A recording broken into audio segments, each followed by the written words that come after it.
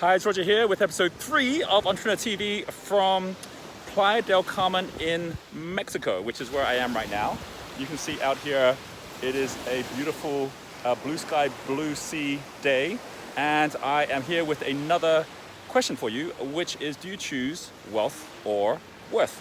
It's one of the biggest decisions that every entrepreneur needs to make. And if you say, well, what's actually the difference of the two? Surely if I have wealth, it means I have a high net worth.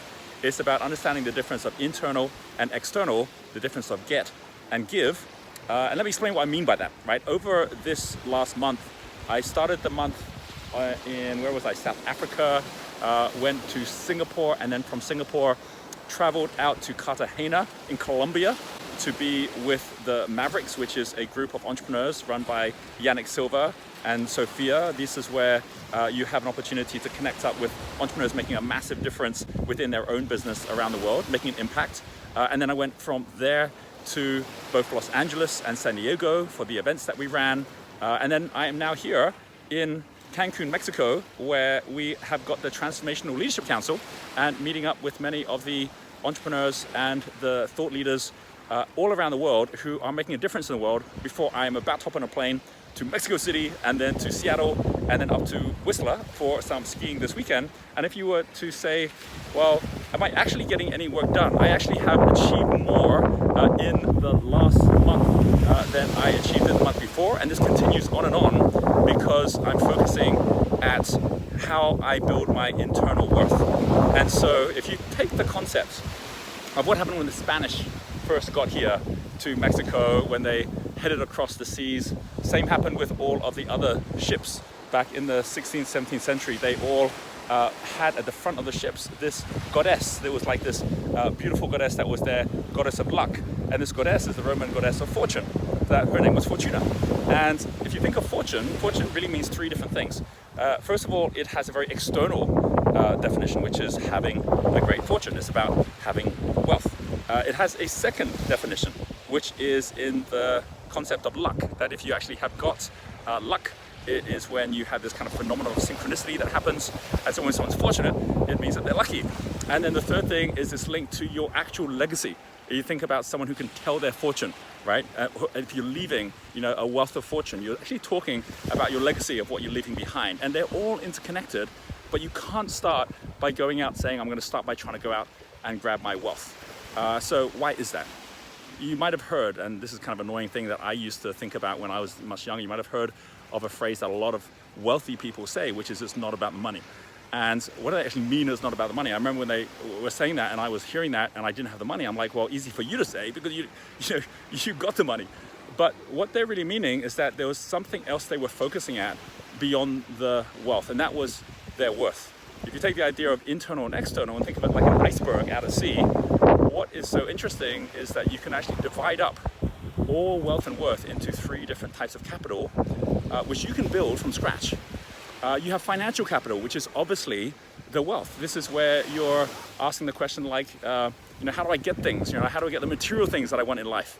Which is a very different question from the internal, which is how do I give? A very big difference of saying how do I make money compared to how do I help other people make money? Or really big difference between saying how do I improve my life compared to how do I help other people improve their lives? When you start thinking in terms of how do I sell a product, it's very difficult to do that as opposed to just saying how do I solve someone's problem. And at every point, it's a difference of you thinking about where you're at and what you need to get of which you don't have yet, which means that you're really focusing on lack compared to what it is that you have to give and what it is that others need, that you can serve them directly today. And of course, if you're solving their problem, they're going to be wanting to have your help. And of course, because of that, money is going to flow so much more easily. And more importantly, trust is going to flow as well. So the most important thing is to know that out of the three types of capital, just like an iceberg, the smallest bit is the financial capital, which gets lifted up as a result of two other types of capital. One of them is called social capital. And social capital is all about the people you know. And intellectual capital is all about the things you know. And so worth is about building those two things. You might have heard the phrase I've said many times, which is wealth isn't how much money you have, wealth is what you're left with if you lose all your money. That's the whole concept of intellectual, social capital. Like if you lost it all tomorrow, you still know the people, you've got the opportunities coming your way, you still have the knowledge, you can start all over again, right? And that's the best kind of insurance you should have for your future. If you don't have those things and all you got is a job and you lose the job, you don't know the right people, you don't have the right knowledge, and then it becomes really tough to be able to go out there and recover on your financial capital. So give you an example of this, right? Like, I mean, obviously there's my example where I've been traveling around, like I mentioned, because I'm building my social capital right now. I'm connecting with the right people, seeing how I can be of value to them while the businesses are growing. And that's allowed us to be able to achieve a huge amount in terms of new partnerships, in terms of working with new people in new ways, which is most relevant to them at this point. And similarly, I'm learning new things as I go, which I'm able to apply in the business. And I've been sharing that with the team on a weekly basis, even though I haven't been with them and they're on the other side of the world. So super important to be building those two things every day. And all it takes is your time. I'll give you an example of this, right? So Scott Pickett. I've been working with Scott for many, many years now. And when I first met Scott, he was focusing at his property business and it wasn't going as well as he wanted it.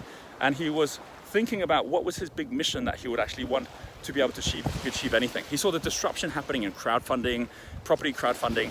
And so he set up Wealth Migrate. And I've been on the journey with him all the way from the startup. And the whole thing was focused about his bigger why. Like, why is he even doing this business? It's to give the 99% the same opportunities, the 1%, to be able to invest in property. And he put that like front and center in what he was doing in growing the company. The company grew, and you can see the kind of results that he's been getting. And as a result of him having mission first and then focusing his time at building his community.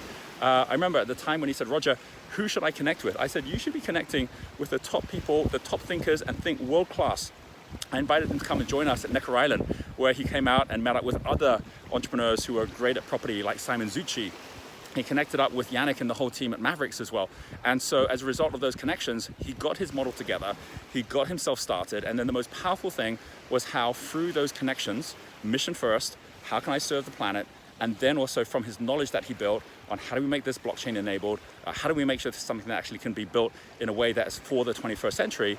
He's been able to go out and just in the last, 2 months has raised on Seeders platform over 1.4, close to 1.5 million pounds at now a 16.8 million pound valuation for his company.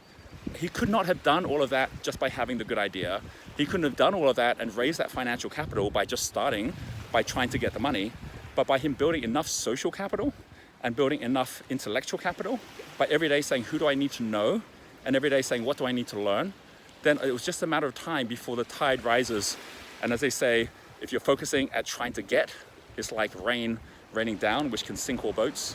But if you're focusing at what you have to give, it's like a tide where it can lift all boats. I think that Jeff Bezos says it so well when he says that there are two types of entrepreneurs. There are mercenaries and missionaries. And mercenaries are the ones that are just doing it for the money, whereas missionaries are the ones that are doing it for the mission. And he says that he only ever invests in missionaries. And he says that the irony of it is actually the missionaries that end up making the most money. So your worth eventually becomes your wealth. And by always focusing at what you're most worthy at, you end up not just being able to achieve your physical fortune, but also your legacy. So I hope you have enjoyed this video, and do post down below whatever's been your biggest focus for the coming week and what you're going to be achieving in the coming week as well. I look forward to catching up with you on our next video, and I will leave you with an image of the beautiful sea here in Mexico.